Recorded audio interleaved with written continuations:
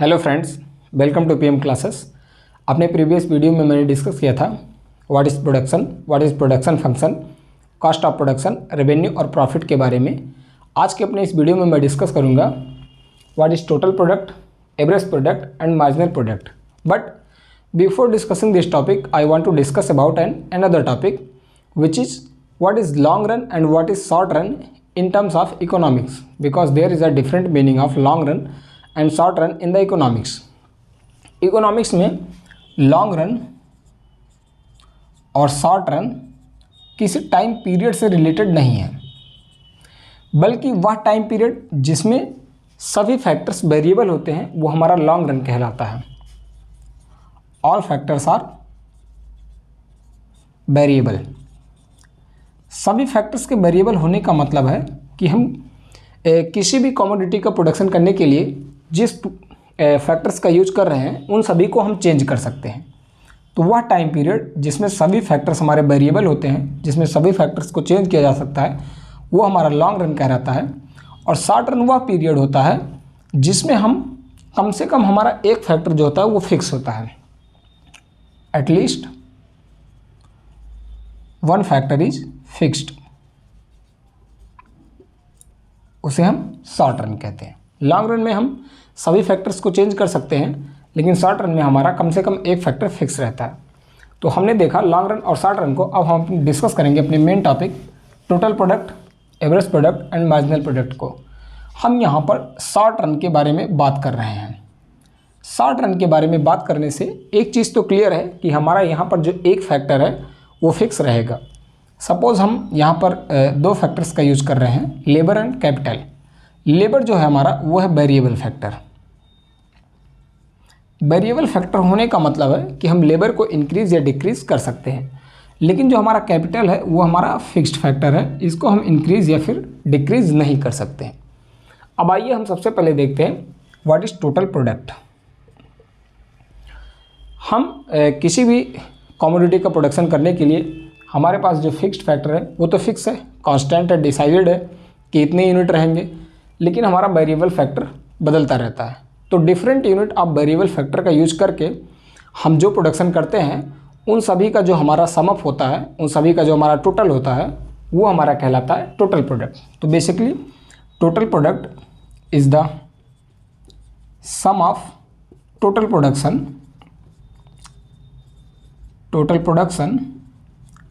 of each unit of variable factor,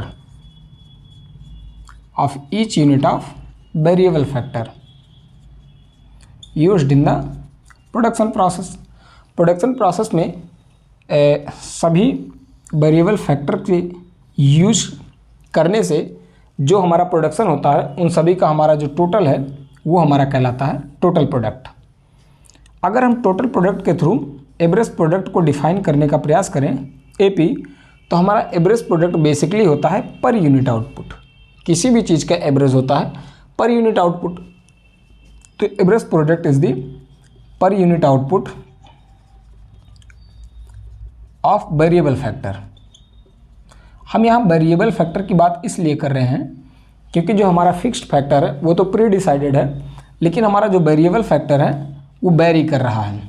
तो variable factor का per unit जो हमारा आउटपुट है उसे हम एवरेज प्रोडक्ट कहते हैं। सपोज़ हमने एवरेज प्रोडक्ट को डिफाइन करते हैं, तो average product is the TP by L total product, और जो हमने फैक्टर यूज़ किया है, सपोज़ हमने टोटल प्रोडक्ट 35 यूनिट का किया है और जो हमने फैक्टर यूज़ किया है वो 5 यूनिट का किया है, तो हमारा जो एवरेज प्रोडक्ट हो गया वो हो गया 7 यूनिट पर फैक्टर।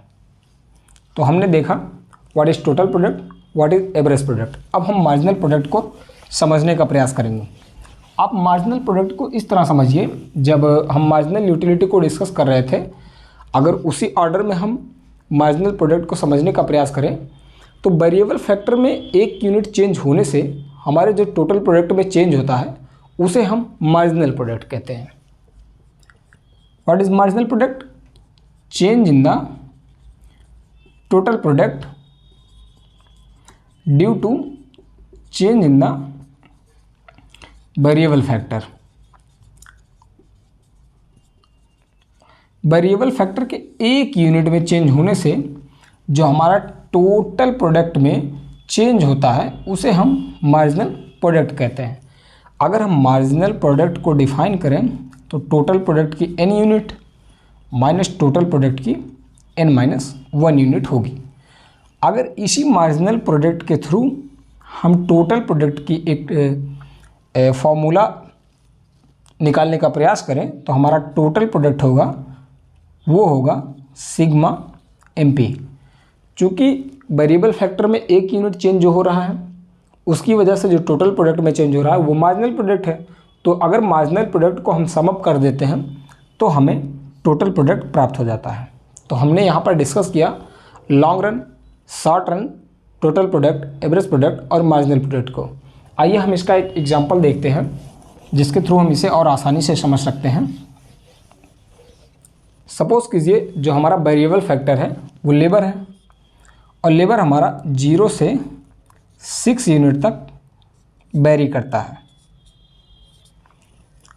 अब हमारा जो टोटल प्रोडक्ट है वो 0 यूनिट पर 0 है, 1 यूनिट पर 10 है। 2 यूनिट लेबर का यूज़ करके हम 14 यूनिट का 24 यूनिट का प्रोडक्शन कर रहे हैं।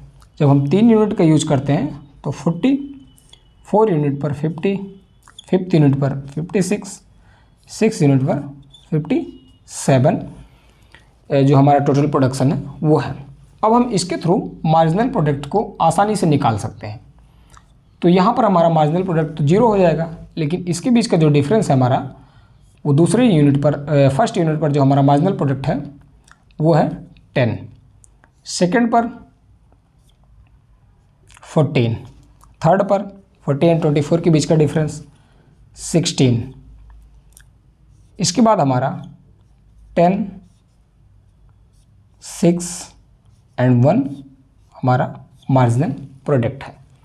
मार्जिनल प्रोडक्ट को अभी हमने निकालने का एक फार्मूला बताया था, MP = TPN - TPN-1। तो हमारा सपोज़ कीजिए यहाँ पर टोटल प्रोडक्ट 24 है, तो 24 में n-1 यूनिट का जो है हमारा 2 - 1, 1 यूनिट का 10 - 10 ये 14 हमारा मार्जिनल प्रोडक्ट हो गए। ये हमारा फार्मूला इस तरह काम करता है। अब अगर हम एवरेज प्रोडक्ट निकालें तो हमने एवरेज प्रोडक्ट को पढ़ा था per unit output of variable factor, variable factor का पर यूनिट आउटपुट। तो डिवाइड करते हैं हम वेरिएबल फैक्टर से टोटल प्रोडक्ट को।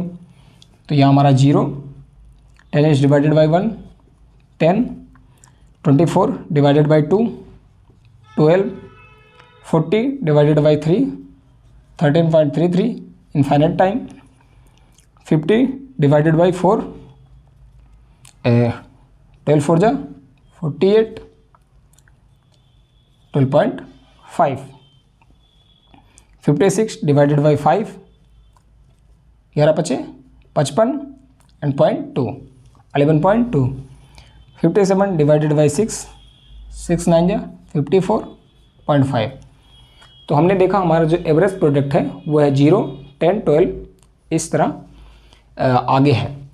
अब अगर आप यहाँ पर ध्यान देंगे तो जब तक हमारा मार्जिनल प्रोडक्ट बढ़ रहा है यहाँ तक 16 तक, तब तक हमारा जो टोटल प्रोडक्ट है वो इंक्रीजिंग रेट से बढ़ रहा है। इंक्रीजिंग रेट से बढ़ने का मतलब 0 से 10 यूनिट बढ़ा, 10 से 24 14 यूनिट बढ़ा और 24 से 40 16 यूनिट बढ़ा।